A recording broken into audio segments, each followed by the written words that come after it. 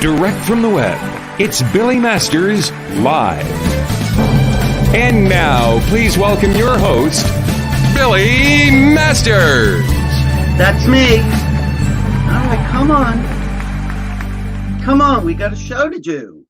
Hello, welcome everybody to Billy Masters Live. Of course, I am Billy Masters, and today is Tuesday, May 12th, because I have to look every single time. And we've got a great show for you today, and I say that with absolutely no conviction because my guest is not backstage, so you may very well get me babbling for who knows how long. Hour, who knows. But we first, let me just say this. Hold on, do I have it here? Okay, those of you watching on Facebook, and I know there's a lot of face people out there, just so you know, around 20 minutes past, the stream is going to stop on Facebook. So to watch it, you have to go to billymasters.tv and you will get the link to watch it for free. See, look at that. We're driving traffic. Okay, anyway, first thing, news. Now, I don't know how I've missed this. I haven't been really paying attention, I have to tell you. But apparently last night in concert, there was, what was it called? Oh my God, it was called something. Rise Up New York. And it was a benefit for the first responders and COVID relief and all of that. And it was supposed to be starring, oh God, it was supposed to be starring Barbra Streisand, Jennifer Lopez, and Mariah Carey. Now, I don't know if this happened. Somebody tell me if this happened. But all I'm thinking to myself is, all right, first off, you're going to have Jennifer Lopez there practically naked. You're going to have Mariah with the wind machine and hitting her headphones trying to hear something. And then you're going to have Barbara standing there like a little yeshiva boy saying, what the fuck is the feathers in the wind machine? And the other two, I'm sure, I shouldn't say this. I shouldn't say I'm sure. Probably lip syncing. That's just my hunch. And if not, 20 takes. And then Barbara just comes out at 135 years old, just sings wearing, you know, the scheidel and everything, and just blows them all out of the water. I don't know if this happened yesterday. So somebody tell me. The other thing, big news, just was announced last night. Because people keep asking me what is happening in Provincetown, and we'd already announced that 4th of July at the Crown and Anchor was canceled. And everybody's been asking what's happening with Carnival and all the other events in town.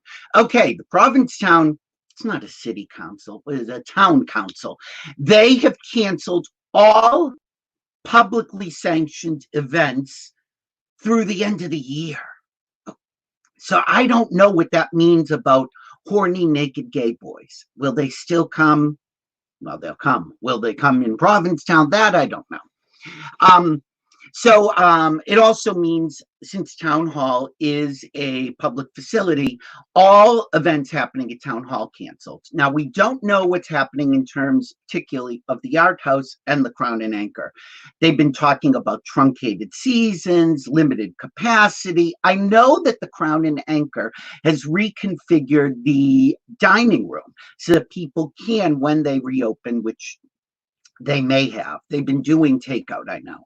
But if they've reopened the dining room, people have to sit, I think, at 6 feet apart. So they've really done their part. And bravo to Rick Murray for taking care of that. What anyone else is doing is anyone's guess. So just letting you know, Carnival's canceled, 4th of July's canceled. I'll still show up if any of you want me there. That's all I'm saying. All right, so the monologue. I'm noticing my guest is still not backstage. Erin, get ready. My monologue today. You know, here's the thing about being in quarantine at my parents' house, because, you know, they're old and they could drop dead at any minute. So I just figure somebody should be here just to claim inheritance, if nothing else. So I'm here and I'm going through things I haven't gone through in a million years. So when I know none of you will believe this. I was a late bloomer when it came to coming out. And there's a story, but I don't have to tell you this story because the clip is going to kind of explain it. But something happened to me and I decided to seek professional help. or at least advice, not help. Now, at the time, and this has to be, when was it? Like 88, 89, maybe 1989. Dr. Ruth had a talk show on Lifetime television. And just as an aside, one of my best friends, Jennifer Lewis, was on a Lifetime show, Strong Medicine. And every time she went on a talk show, she would always say it was the #1 rated show on basic cable, which is probably true, but just sounds really funny. Anyway, Dr. Ruth had a talk show. And something happened to me. And for whatever reason, I just don't know why. And there's, again, 80s. I decided to call in. Okay, let's look at the clip. Let's take another caller. Hello? Hello, you're on the air. Yes, hi, Dr. Ruth. Hello? My name's Billy from New York. Hi, Billy from New York. Okay, first off, no one from New York would say New York. That's a Bostonian.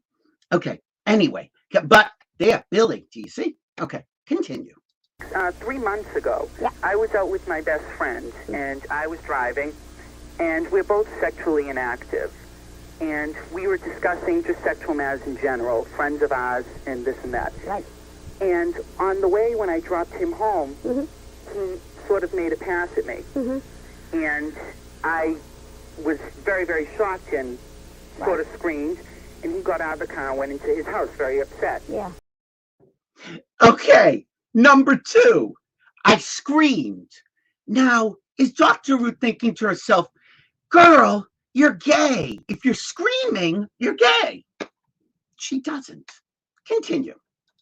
2 days later, I called him up, Yeah. and he never discussed it, like it never happened. Yeah. And when I asked him, why were you so upset, I didn't mention why. And he said he was just kidding around, and he was just wanting to see if I Okay. was upset. Right. Billy, what I cannot know is if he really does get attracted to men in general, or if he really only played around. But what I would like to tell you, Billy, if you want to keep this relationship going, Yes. then do not mention it ever again.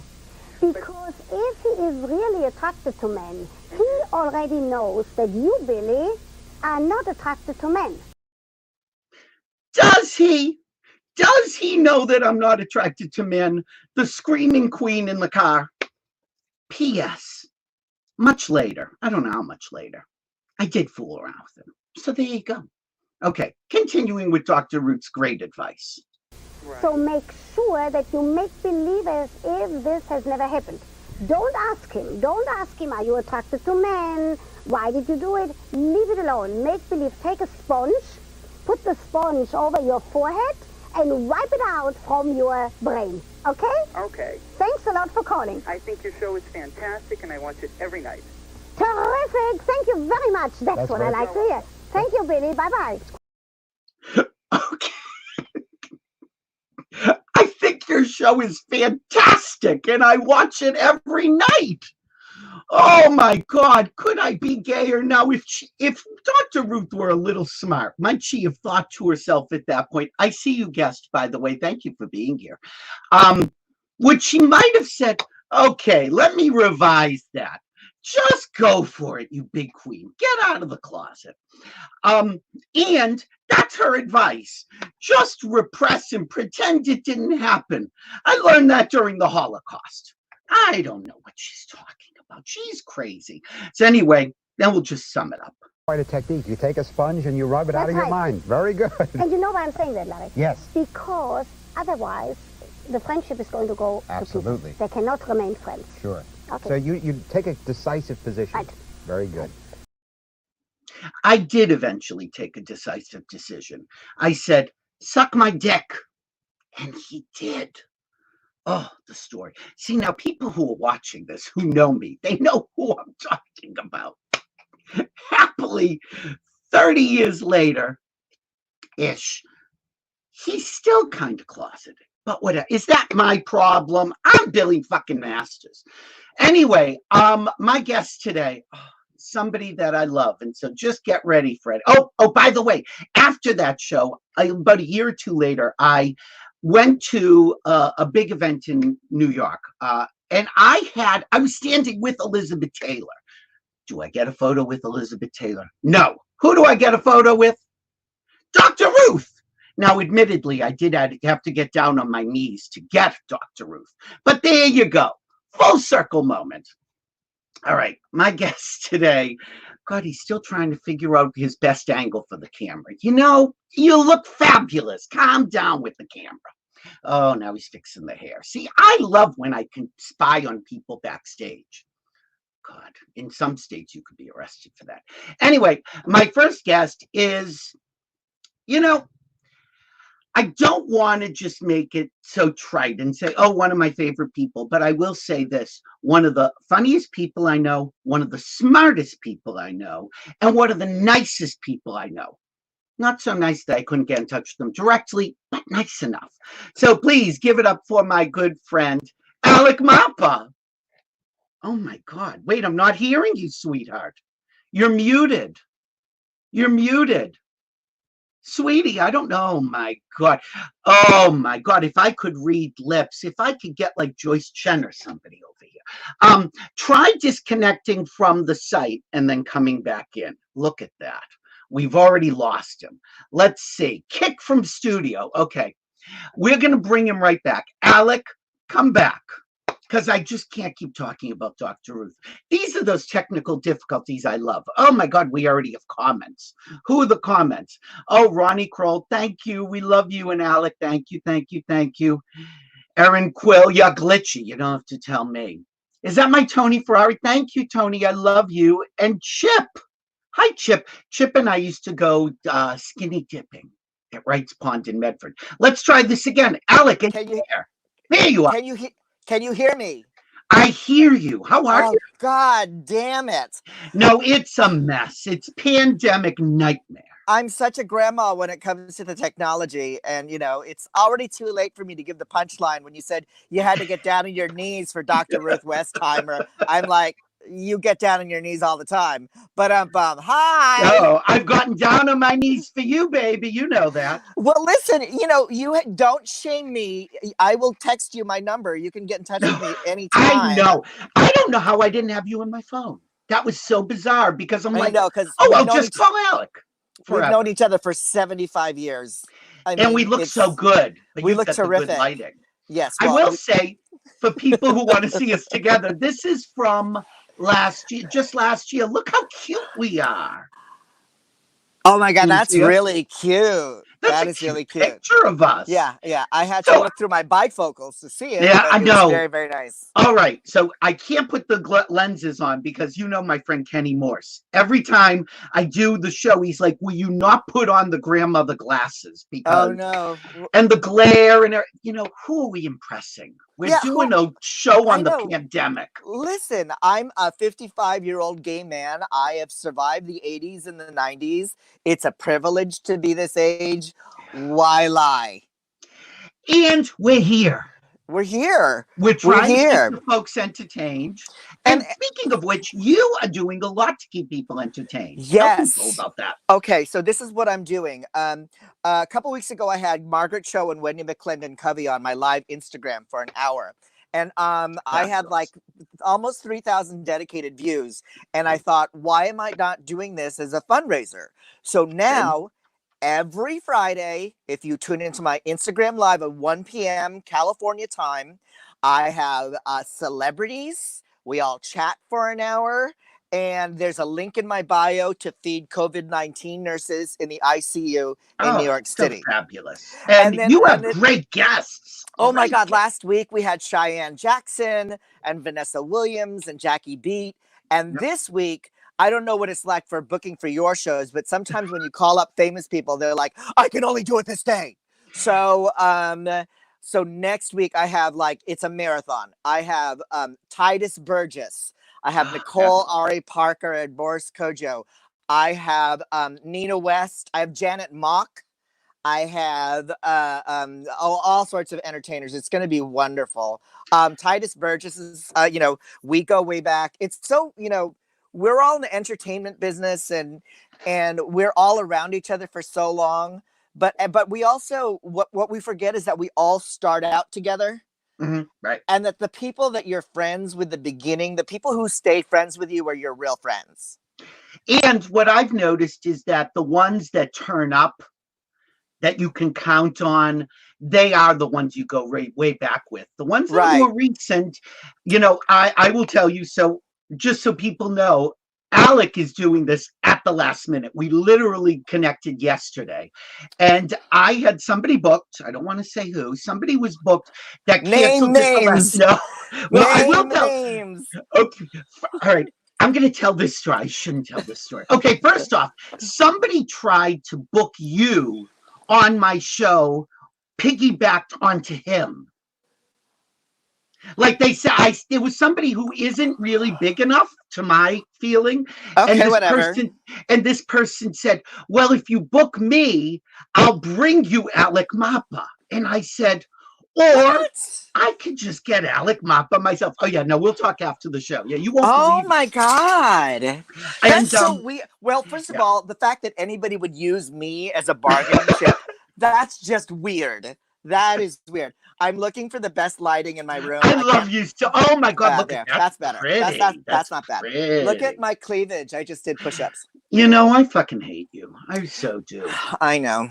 And yet, you should be better technically adept at this stuff. I know, because I'm Asian. I don't want to be racist. Yeah, like the president yesterday walking out on that Asian reporter.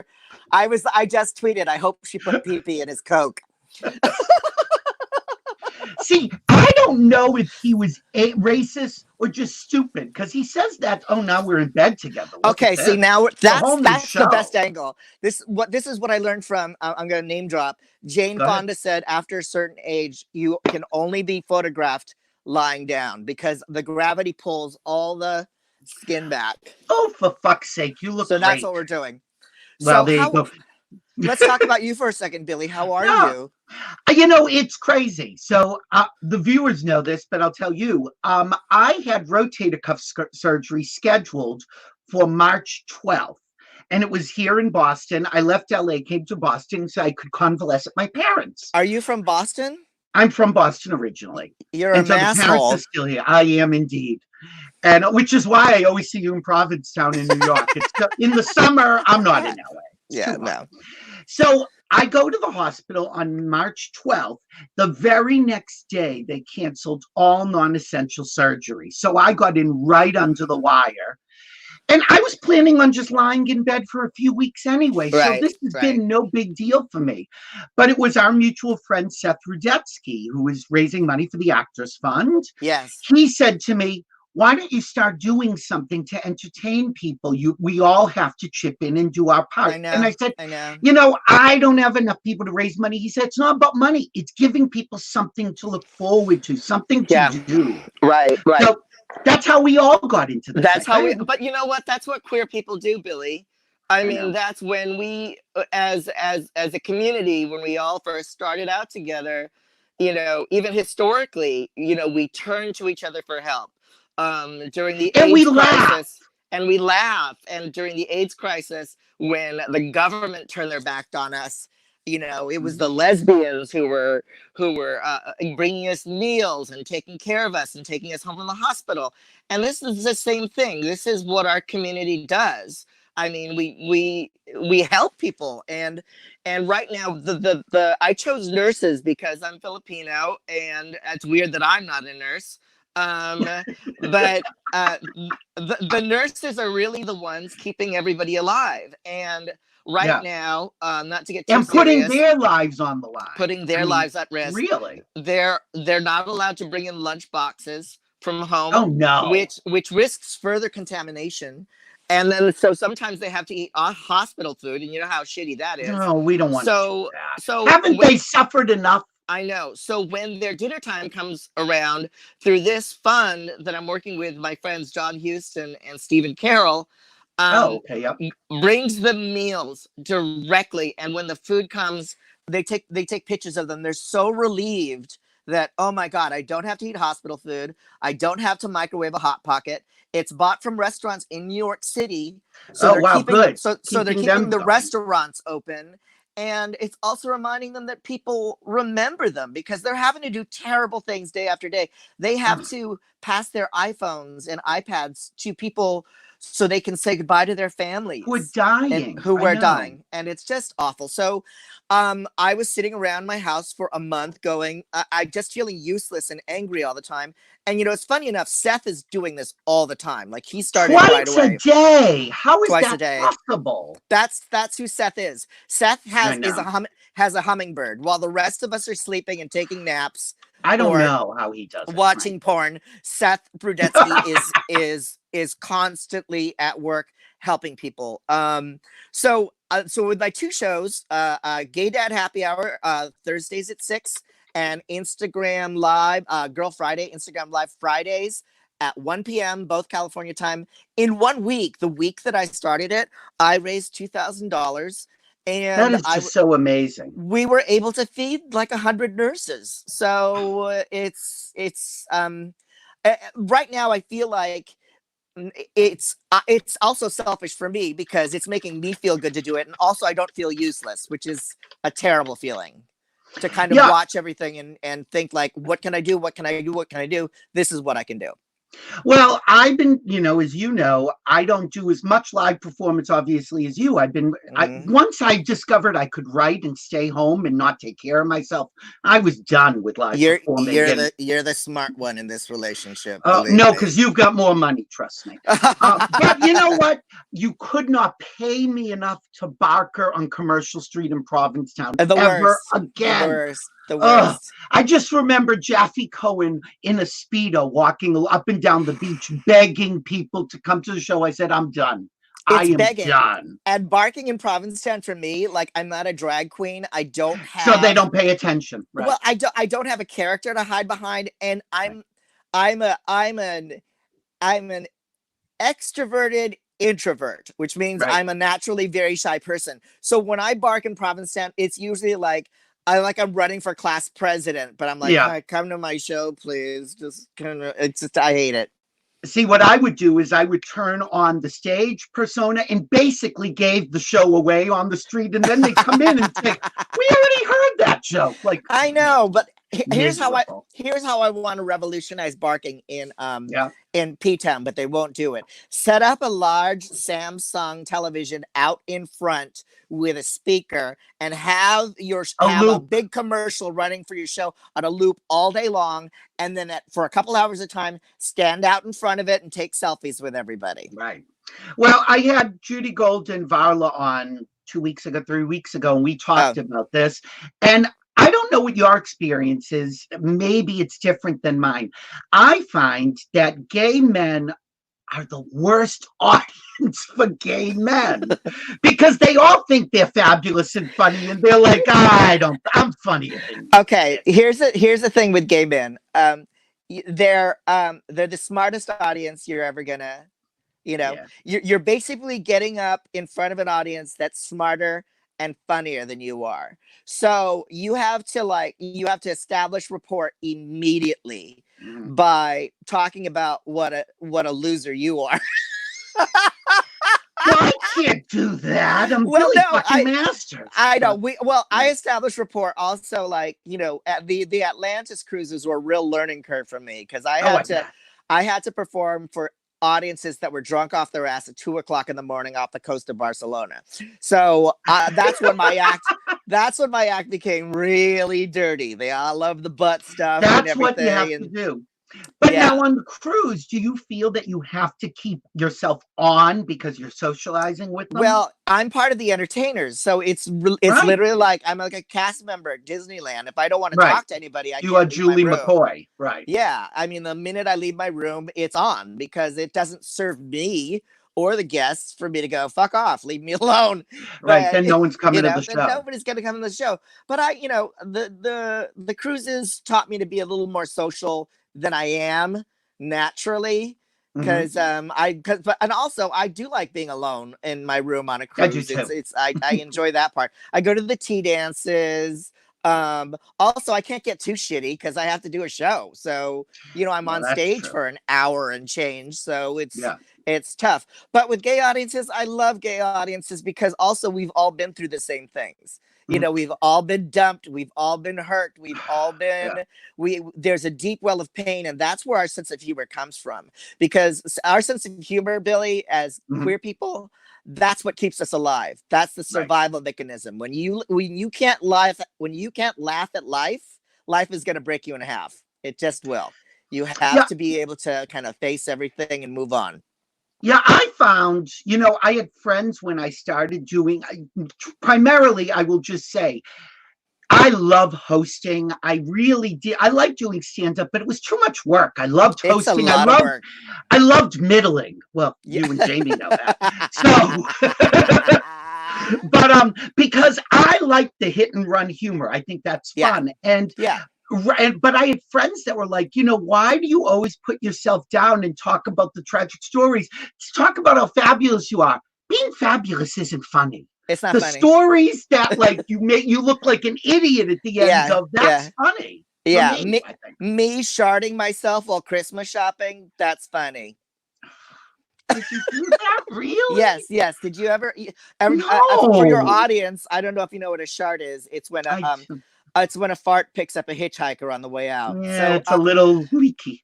Yeah, so I was Christmas shopping with my husband. There was a coffee free sample set up, and it was this nuclear strength coffee. I took one sip, and my stomach did the Lucille Ball sound. It was like, ew, and I was like, oh my god. So I ran to the bathroom. I didn't make it. I farted, and it wasn't like a cute little question mark fart, like, it was like a full-on starter pistol, like kablam. Oh, no. And I'm running to the bathroom like a prom queen about to give birth, and I sharded myself. So I had to get rid of my underwear. It was Christian Dior. Those can't be saved. They couldn't be saved. So I rejoined my husband at the shopping bazaar, and he took one look at me and the expression on my face, and with me, without even saying anything, he said, "Did you just shit your pants?" Do you have a look that says that? Oh my! That's how close we are after 18 years of marriage. He can tell I shit my pants. I think. Yeah. But then how does the magic stay once that happens? He's funny and he's sexy, and I love him. He's a good person. He's an ethical person. He is he's the give back guy. He's the he's the one who's always like, what are we doing? What are we doing for people? What are we doing for others? Right. And I'm the one like, I don't want to do anything. Well, he's also good. I will say that being single, when I go to events, you don't have that buffer, but he's with you. He's really great at like managing things around you without people knowing, but I know. Yes. And he's really good at getting you out, getting you in. And also he can hold his own. It's hard to be it would be hard to be in a relationship because of all the things that we have to go to. All of the things that we have to show up for. He's also good at holding his own and not having an ego about it. You know what I mean? Well, he has a good personality, and he knows all of the same people. I think your audience really has grown up with you because they've lived through the relationships and now I can't say baby, but he's not a baby anymore. 15 years old. Okay, let me just show people. Okay, now when 15 years old. My favorite picture of the three of you is this picture. I love that picture. Just for the people wondering, the sun is in the middle.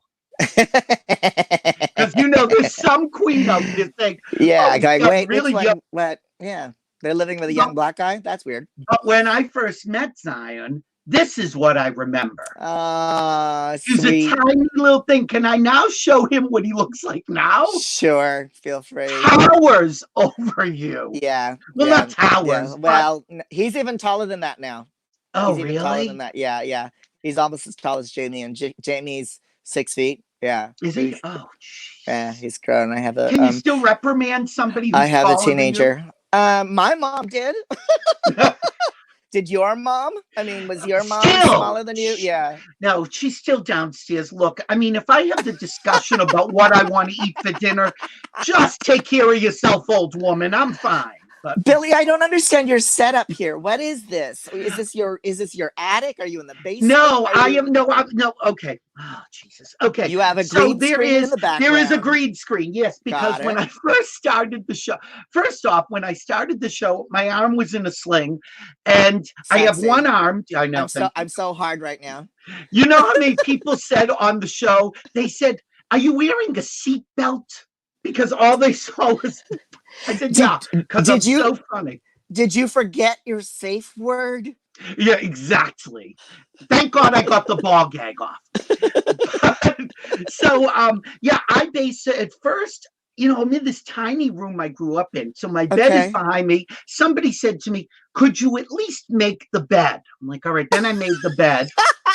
Because I didn't care. Again, who am I impressing? And then I said, if I get a green screen, I don't have to worry about anything. Oh yeah, I love green lighting. Screen. And but then every time my parents come in, they're like, "What is happening in here?" So the less they know, the better. No, it's crazy. After all these years, Billy, what's going on in there? Right. They never cared before. Suddenly everyone's interested in me. So but you're doing this through a platform called StreamYard. StreamYard. So it's the same one that Seth is using and Rosie used. Seth, look, for people who have seen Seth Rudetsky on his shows or in person, you might think he's a little acerbic. He's been so helpful to me and countless people saying, "I'll help you. Let's get started. What do you need? Ask me your questions." He really set so many of us up, so I appreciate it. Yeah, and it streams directly to Facebook and to YouTube. Oh, Facebook people. Okay, haven't said it lately. Facebook people, you're going to be going away in like 10 minutes because it will only be on YouTube. So you're going to have to go to YouTube. There's a link in the thing, or go to billymasters.tv and you can keep watching us for free. I don't understand why it goes away from Facebook, because it'll only be on Facebook Live. Because what happens is that you really need to build the traffic on YouTube to then stream it to. It's a big I don't understand any of that. I don't want to. No. And I'll tell you, it's all a big mess. But go to billymasters.com and watch the thing. I like to have surprise guests on this show, Alec, and I have Is it Meryl Streep? Oh, it's not. But you're so close. Picture Meryl Streep as a man. Okay. Who could it be? Charles Nelson Riley. Sebastian Cabot is dead, so it's not him. But we are. Oh my Farley God, Granger. When we talk about, somebody that we both owe a great deal of gratitude for paving the way for us, Mr. Bruce Vilanch is here. Oh, Brucey. Hello from the deep well of gay pain. Oh, Bruce, you're still a platinum blonde. I'm still real. I'm blonder than ever. Oh my God, Bruce, I owe everything. Yeah. He used to come to my janky little solo shows and laugh and be supportive and show up. And then we had 1 year, Bruce, together where we literally worked together nonstop all around the world. We did. We were on I saw him a lot like this. Shaking and lying in a bed. It was heavy weather. It was heavy sailing. Look at these bangs. It's time. My gosh, you're dark. You got straight. I would cut these bangs. You've got a whole elky summer thing happening over there. I know. Disgusting. How are you? Like hanging grapes. How is West Hollywood during the big shutdown? Are you not nearby? Are you away? No, I live on the east side. I'm slumming it in Highland Park and fashionable. I didn't realize. I'll stop with the fetishizing of the hair in a minute. There. That's all right. I'm enjoying it. It still is the grave. It really is quiet. I mean, it's kind of eerily quiet. They strung lights so it would look a little bit more festive. So there's like some kind of holiday. They're like blue and green, and I don't know quite what the pattern is, but it's very quiet. It's we should mention are obeying. when you said like a holiday, I guess we should announce when I mentioned Provincetown is canceling all events till the end of the year. West Hollywood just canceled. LA Pride was supposed to be in June. It was postponed to Labor Day. And last week, they said it will now be a virtual Pride. So it's not happening. And well, we're all virtually proud. Look, exactly. I'm not really proud, but just virtually. We're virtually. I'm nearly proud, frankly. I think they should. I think they should. You haven't been canceled. They should combine it with Christmas, so I could be like a Christmas Pride elf because I'm the right size for that. Well, you won't be able to go to Halloween because Halloween Carnival is canceled as well. Canceled. It's all canceled. I mean, you know, they've given up on everything. You knew that when Disney Plus announced they were running Hamilton. That's right. They shot Hamilton. They were going to release it a year from now as a movie event, and now they're putting it on Disney Plus. But that's partly so what does that tell you? Because people are a bit disillusioned with Disney Plus. Because they've already watched everything. That's I have so many million subscribers, but they don't have anything new to watch except the Mandalorian. So right. And the Bad Lady and the Tramp, the stuff that they wouldn't release. So they buy it for their kids so they can show them the classics. But that'll get old. So anyway, they thought this will juice it up. But I'd be curious to see what the stage Hamilton box office is next year when they reopen it. Well, Lin-Manuel Miranda also wrote a new version for Disney Plus. It's of a song, and it's called "I'm Not Throwing Away My Shot." Bibbidi bobbidi boo. Is that it? Yes, that's it. But he's keeping John Adams shat the bed. My favorite and you lyric. Get to do it, Alec. It's not in the show of all time. I mean, you can see Cole Porter and Lawrence Hart up in heaven. Bravo! Shut the bed. What's the matter with me? We know Sweetie shut the bed. No. And how do you find something to rhyme to come up with that genius lyric? Who knows? Who knows? So, Bruce, now we were talking about playing Provincetown. What has been your experience with gay male audiences versus lesbians versus drag queens? Do you find any difference? You mean I think that gay audiences generally aren't fond of male performers. I agree. They're not. That's why it's so hard to find somebody to book on the Atlantis cruise who isn't a drag queen. Right. And yet they do really come out and support the lesbian gal. It's somebody dressed up as one. It's very hard to find them. I mean, that's why Andy Bell gets work. Because he's willing to do it. I began noticing it with Peter Allen, who had many years ago, obviously, who had who would draw crowds, but they weren't necessarily gay men who were coming. They were mixed. That's interesting because he was not a gay icon, and there were no male gay icons. There were hunks. There were masturbatory fantasy figures, but there was nobody. There were very few performers. Everybody was a woman. I mean, it was in the image. So I don't know that that's changed a lot. Except there are now gay comics. I don't know that gay people go to see them when they're. I don't think when they're not on a gay cruise. Right. Right. I don't think and even when they are gay places, or any of those guys who were gay who were on the cruises, they all work the Comedy Store and they do the usual the club things. Because I don't think that gay men flock to them. So. What do you do when you're in a gay resort and you're playing it? I mean, they'll come if you have enough currency or if you've made them laugh before. Right. But I mean, they don't. It's not. It's hard for there to be a lot of excitement about it. I mean, they'll run to Kathy Griffin. Right. They'll run to the women, but they. Or the drag queens. And the drag queens, but especially now. Now it's a whole different thing with RuPaul. I mean, he's made that a whole. That's another industry, all by itself. And of course, now they're, which is great because the drag queens get work, which they never used to get. I know. Right. Yeah. Well, and speaking of drag queens, and I hasten to not put this next surprise guest in that category. I know more surprises, Alec. There's I think that might be the shatting face. I'm not sure which face that is. But you may want to shit because we also have Miss Jackie Beat. Holy shit. Oh my God. She's on Rocking an a angle natural too. look. You and I are the only straight ones here. Everybody else is on an angle. You guys. Wow. Oh, should I go the other way? You can do, no, I think at this point, oh, yeah, you can. That look good. Oh, No, that's do good. that, do that, do that. It won't Yeah. What are they doing No, now? it will work. It's There you working. are. You're filling the screen. Well, you Hold were on. a second ago. All right. Hold on. Oh, Jesus. We're No, don't get mad. She says, hold on, like we got somewhere else to be. She's making a technical adjustment. Oh, look Here's at my this. thing. I have a Either that or question, you she's- guys. Is it working? Because Yes, it's working. You look okay, great. Because Well, you look I like don't have Adele. earbuds because this is an iPhone 11 and there's no place to fucking stick earbuds. No, I know. We you all have Adele these impression. Bluetooth You things. could do Yeah. Adele today. You're so thin.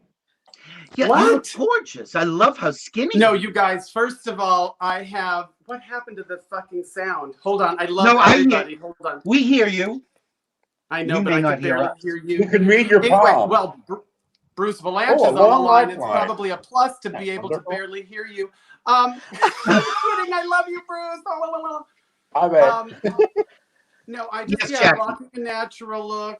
Just trying to say hi to one of my favorite people on the entire planet, Alec Thank- Mapa. Oh, Hello.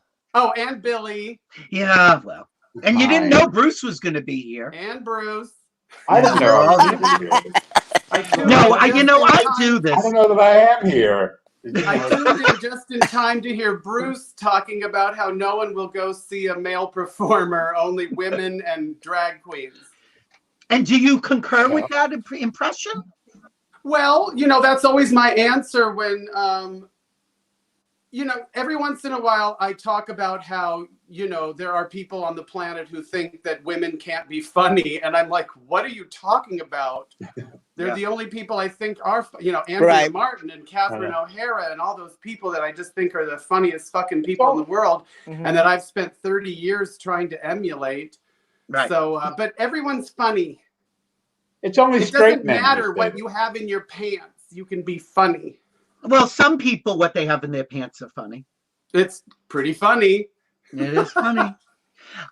Jackie, now I remember, am I correct? Did I first see you the very first time was doing Valley of the Dolls in New York? Is that possible? Yes. And- We did Valley of the Dolls at a tiny little theater in West Hollywood here that doesn't exist anymore called the St. Genesius. Oh, sure, of course. Yeah, it was Yeah, Vaseline yeah, Alley still was there. right there. And It was convenient. anyway, we did it there so tiny. And then Ron Delsner, who was this huge rock promoter and, brought the Beatles to the United States, he brought the show off Broadway at Circle in the Square in New York. And we did it with Kate Flannery from The Office played Neely O'Hara, and I was Helen Lawson. Oh, perfect. And of course, I just saw it just a few months ago with Alec and Bruce. Alec, you were Anne? Were you? Were you Anne? I was Alec Ann. I was Anne Ann. Wells. I was Ann Wells. And Was it- with Was that it a staged reading? Yeah, it Yes. was a reading.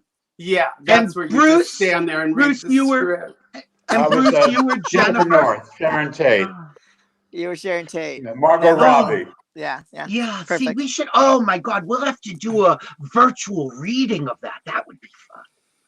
That would be 'Cause good. you and guys so were with- appropriate because we're all you on guys- dolls. Exactly. Yeah, I You're know on I the am. right. You were. Oh my God, wait! I got to see Alec. Who is the puppy? That's Sweet Pea. I wanted Sweet Pea to say hi to Jackie. Say hi, Sweet Pea. Okay, that's enough, Sweet Pea. She's Oh my my God, now old we lady. lost Jackie. Jackie left.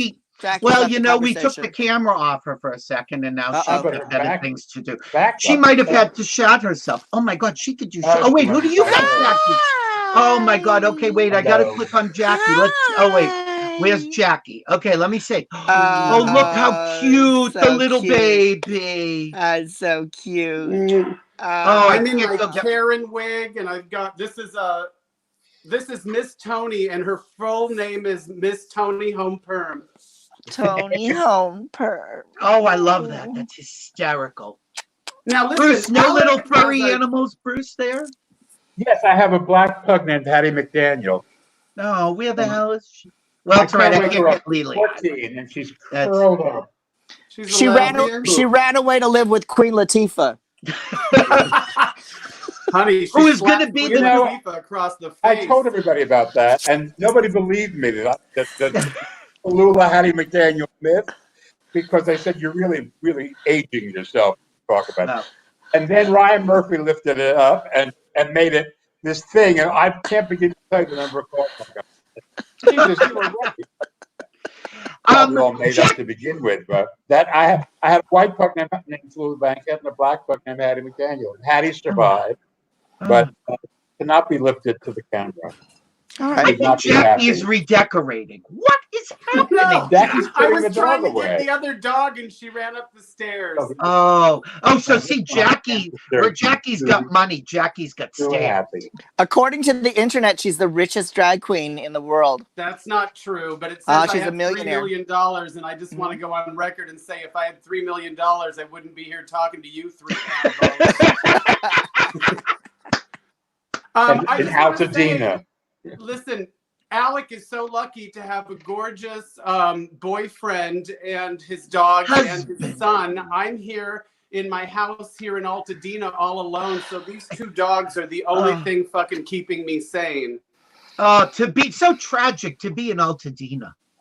And I just wanted to let everyone watching know, I don't know if people have seen it, Sherry Vine and I have done an In Quarantine series where we did the Golden Girls in quarantine, Mommy Dearest in quarantine, Three's Company, Carrie just came out, and I just finished writing I Love Lucy in quarantine. Perfect. And it is so brutal. People are going to be mad that we ruined I the can't wait. classic sitcom forever. Can't wait.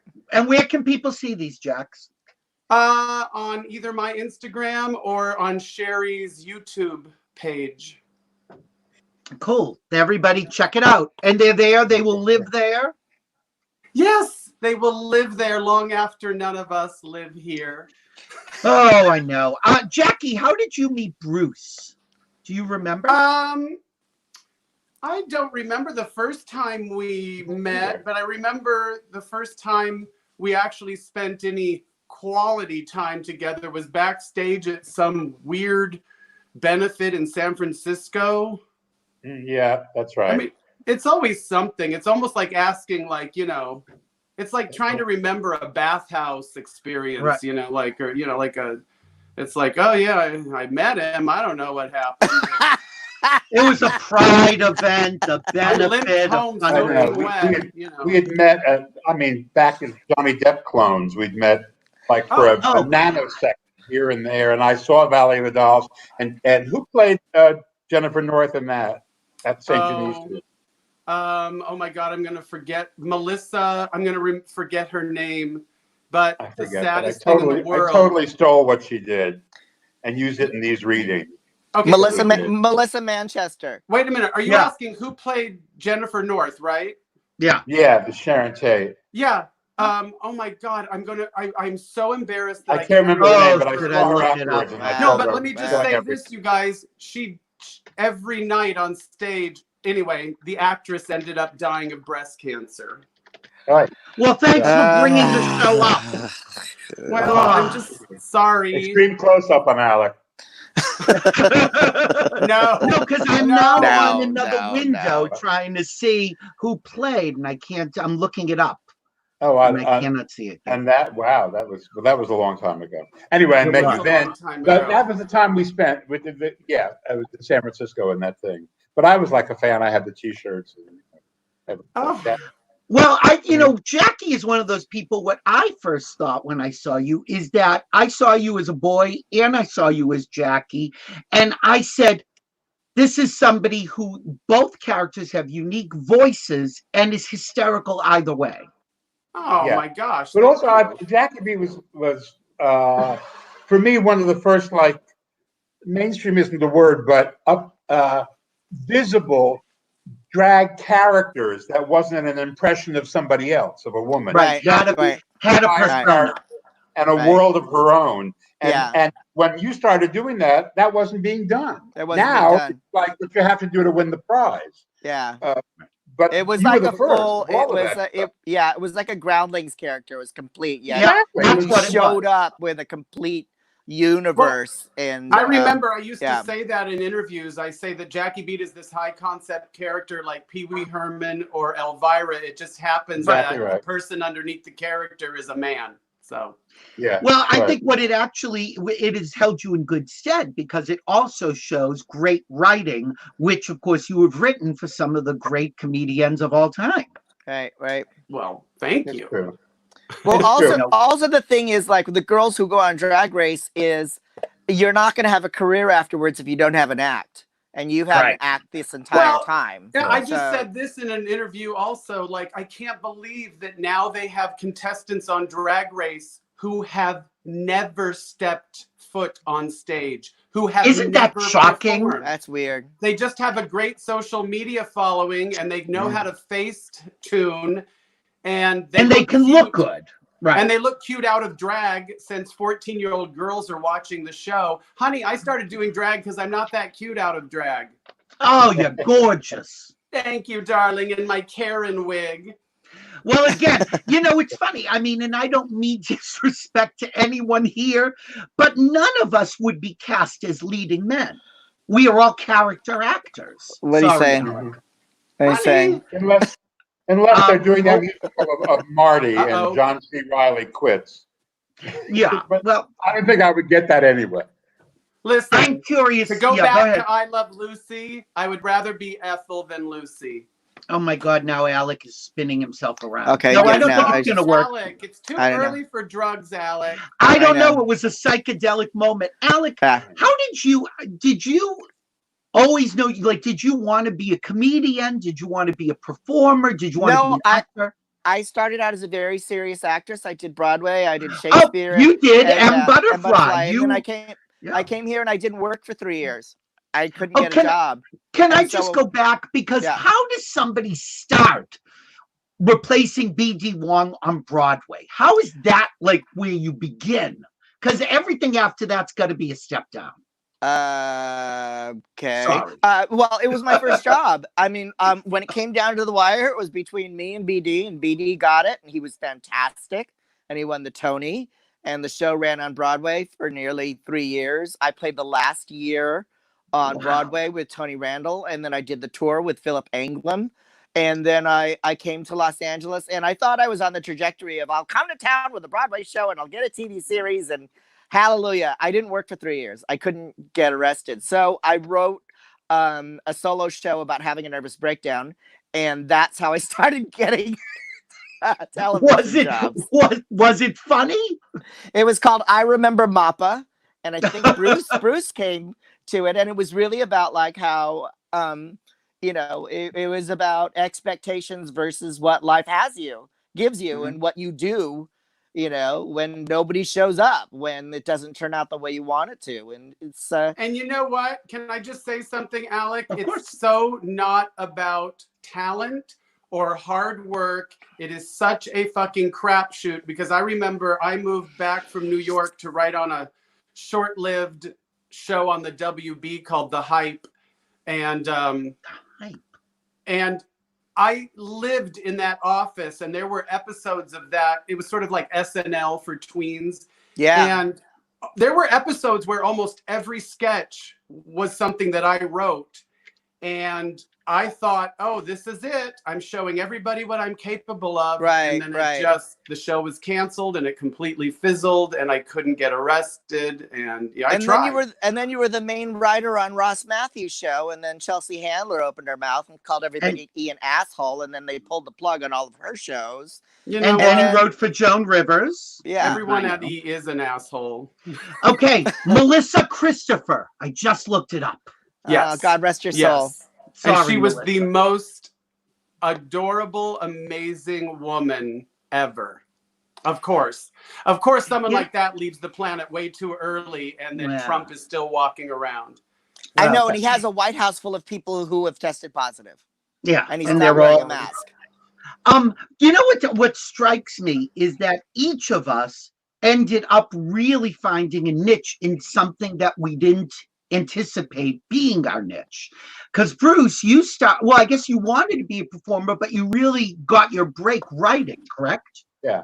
I was a He child got his actor. break appearing in Mahogany with Diana Ross. Well, there was that moment. Right. Yes. And there's stuff on the cutting room floor. Wow. It's so I'd love to find it because it was in the original version. I hired her, and wow! And I had more scenes with her. And Barry Gore. It was directed by Tony Richardson.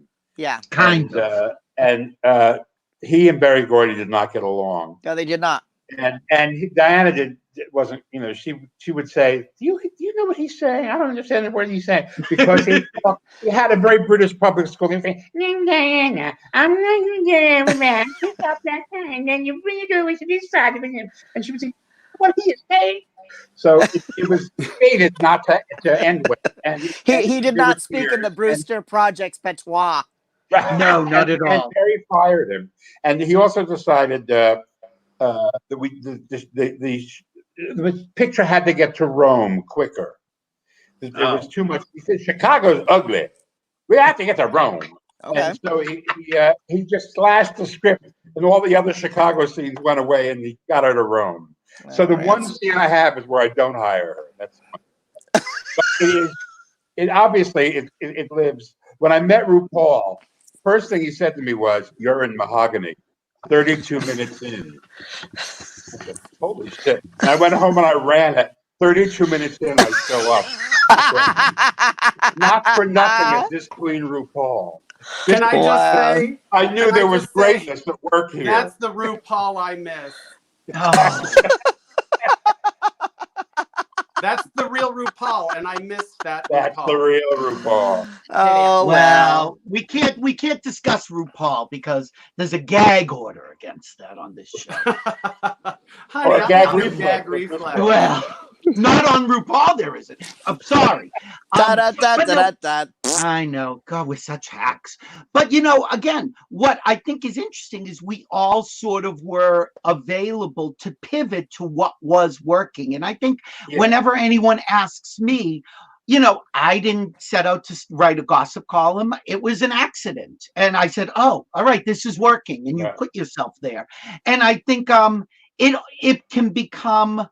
I know Bruce and I talked about this once, that when the success is coming with something that you didn't anticipate, you kind of can lose your way from the performing because the writing is what's paying the bills. How was it for you to get back to performing? Oh, it was.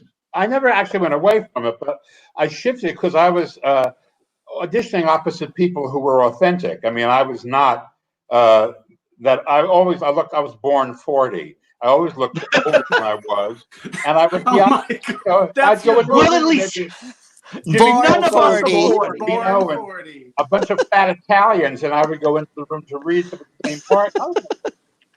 So I went to writing because I knew I could do that, but I never stopped performing. But then, after Hollywood Squares happened, and when you're on television every night, they come at you with all these offers. So the people, I think I get more serious now about this because it's a revenue. Yes, I am well over 40. Thank you very much. The rest of us just have good lighting. Looking younger. I have the Benjamin Button disease. I've been looking younger. To me, the lesson here. Job of a hut as a teenager. That's me. Yes, Jackie. What lesson? The lesson here is like when Alex said, he couldn't get a job. And I remember when I was here in LA in the 80s and nobody would interview me as a performer. So I just started my own magazine. I think there are people who just, and Alec writes his own show, and you just have to make opportunities for yourself. And I've never auditioned for anything. I just do what I do and people see it and then they come to you. They want what you do. So... Yeah. Well, I think doing stand-up, which we've all done, you are the writer, the director, the performer. Yeah. And so it's almost like you're creating your own audition or your showcase. You're showing your versatility. Yeah, but LA is really like being thrown into the deep end of the pool. And if you don't know how to swim, you have to figure it out quick or you're done. So I think that's what each of us has had to do to figure it out. You know, at the end of the day, you have bills to pay, you got things to figure out, and it's like you have goals. And after a while, when you realize that it's up to you and that nobody's coming to rescue you, that's when things start to happen. That's when you start to work. And I also say there's no place for dignity in show business. I mean, seriously. Seriously. I try to be smart and ironic. Oh my God, we've lost Jackie Beat again. She's got no dignity. Oh wait, no, she's back. In Altadena. She fell out of her I chair. try to be. I was saying I try to be smart and ironic and intelligent and all that, but I know that like a certain percentage of the audience is drunk and just wants to hear the word cock and look at a clown. So I'm a 7-layer dip of drag queens. You know, it's funny, Jackie. Jackie, you bring up an interesting point because I had written for Joan Rivers in the 80s. And back then, she was racy, she was outrageous, but she didn't swear a lot. And she had drilled into my head that swearing was lazy. And if you can't get a laugh without the joke, without the swear, it's not a good joke. And but as she got older, she started swearing so much in the act, and I had trouble reconciling that. But maybe she also decided, fuck them. I love it. I think she did. I think she decided that she had it made her younger. It made her appeal to younger people. Yeah, and that was a calculated decision. I think everybody here would agree. I think everybody here would agree that when you can't use certain words, you really do get more creative and it can be so much more funny. Well, I think that, you know, I was just watching, Julia Louis-Dreyfus has been doing these benefits for the first responders. And she had Jason Alexander on. They talked about the masturbation episode. And she said, we never said the word. And do you know how nervous we were about the network pulling it? Because that was too much. Right. But it made them clever. They said, how can we do this without doing it? And I think that is why it stands out. If they had just talked about masturbation, it wouldn't have been nearly as memorable. No. Well, you know, but things have changed. Amy Schumer comes out and her first line is about the stains in her underwear. There's comedy gold. She doesn't hold back. As it turns out, that was also Alec. She didn't hold back before the show, and that's why she had to. Comedy brown. I mean gold. Alec, I never knew you had so much in common with Amy Schumer. I just, you know, I call it dragging the audience down to my level. That's what I'm going to do. I'm going for. I'm not going to. That's the thing. There's an 8-year-old boy inside all of us, and they just, you know, you want to just laugh at right. There has never been an 8-year-old boy inside. Oh, wait a second. Yeah, no. Oh my God. Let the 8-year-old boy out. Wow. So I have to sign off. I've got to go. Zoom. Okay, bye. I love what you have to do. The surprise visit has been fabulous. Can I just, before you go, can I say this one quick thing? Is last week I had Darlene Love on, and I surprised her with Paul Schaefer and Mark Shaman. And Mark Shaman had to go, and Paul Schaefer said, where do you have to go? Maybe I have to do a Zoom meeting with Nikki Blonsky. And I just died. I said a Nikki Blonsky joke off the top of his head.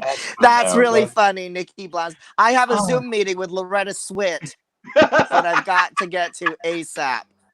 Bruce, thank you for coming in, Bruce. I appreciate you coming in. Bye, Bruce. Bye, Bruce. Darling. Oh my God! Oh, look, this I'm gonna have to. I've got house party with Joyce DeWitt shortly. Yeah.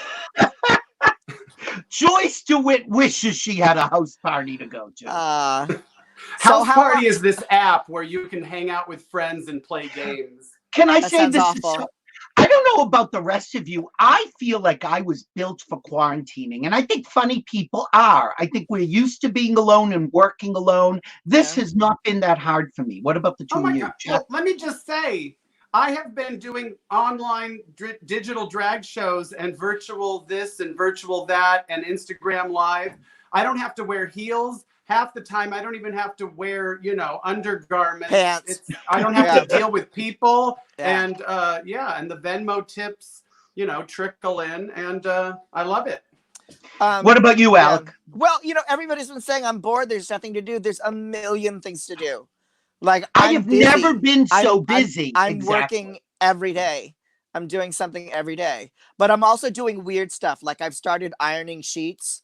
I've started ironing pillow shams, and something in me is crossed over, and it's never going to go back. I can't. Your whole career is a sham. That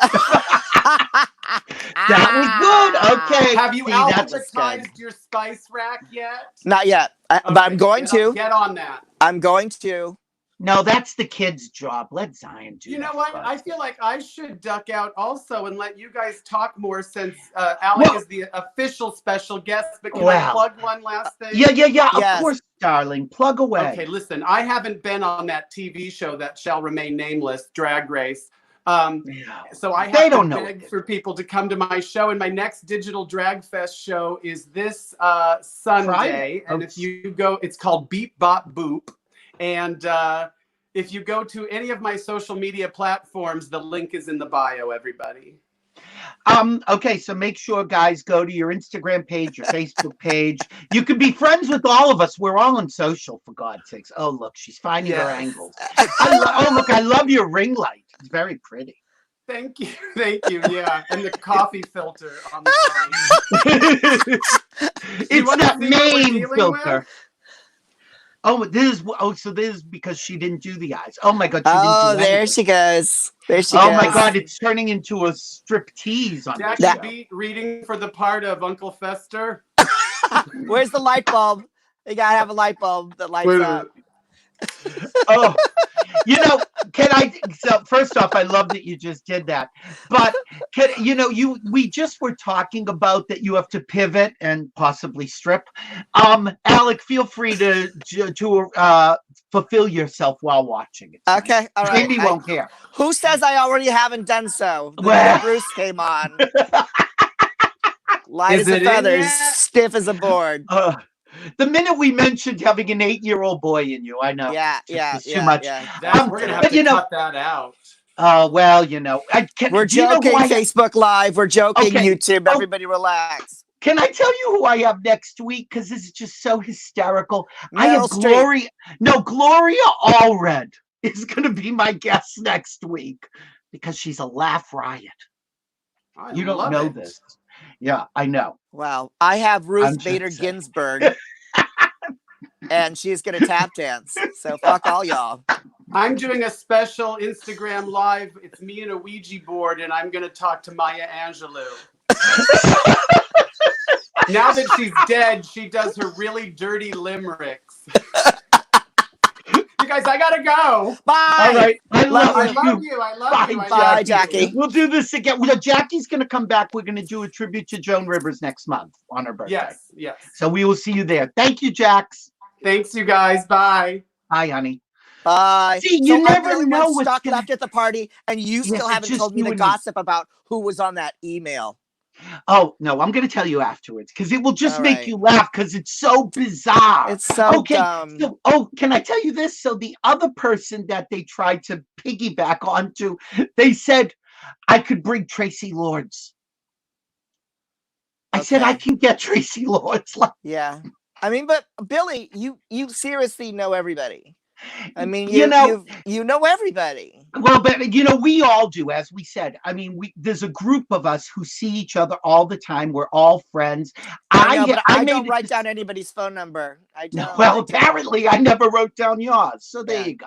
But we'll get in touch. But I will say that at the beginning, when I started this, I went through the address book. I'm like, who are my friends? I only wanted people I want.